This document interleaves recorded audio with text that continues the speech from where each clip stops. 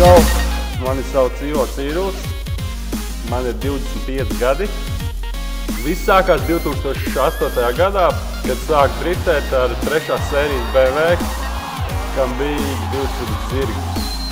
2009. gadā bija viens no pirmajiem, kas iebūvēja V8 4-litrīgo BMW dzinēju savējā 3. sērijas BMW. 2010. gadā startēja ar to pašu V8 4-litrīgo dzinēju. Tā man bija ļoti veiksmīga sezona.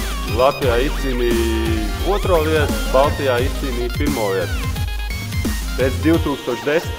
gada sezonas gribējās šo to vēl uzlabot, gatavoties 2011. gada drift sezonai. Kopā ar Jack Factory pārbūvējām šo BMW līdz nepazīšanai. Tad mēs iebūvējām Nissan Skyline dzinēju, uzstādījām priekšā trūku rāmu, uzstādījām Nissan S14 piekadu modificētu, lai iegūtu lielāku riteņu pagriezienu leņķi. Tad, protams, palielinājām motoru jaudu, kā arī padomājām par mašīnas svaru, atvieglinājām. Kā rezultātā ir sanākuši aptuveni 550 zirgi un uz kaut kādi 650 Newtonu grieķu momenti.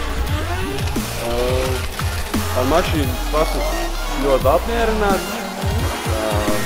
Iemācījies braukt ar turbomotoru. Kā zināms, jau vēsturē braukt ar atmosfērisko dzinēju. Tā jau bija pavisam cits braukšana. Šīs sezonas mērķis bija notestēt, pārbaudīt, apgūt šo jauno projektu, kas tika uzbūvēts. Atrisinājām ļoti daudz problēmas, kas bija laika gaitā, ko tikai varēja uzzināt. Kā arī bija mērķis aizbraukt kaut kur ārpus Latvijas, kā EDC posmos pabraukt. Salīdzinoši veiksmīgi izdevās startēt Latvijas ieskaitē, kurā tika aizstāvēta Gurturnā 2. vieta. Neskatoties visām daudzajām nogrieztajām pusestīm, salauztajām kārbām un vēl visām daudzām lietām, kas notika sezonas gaitā.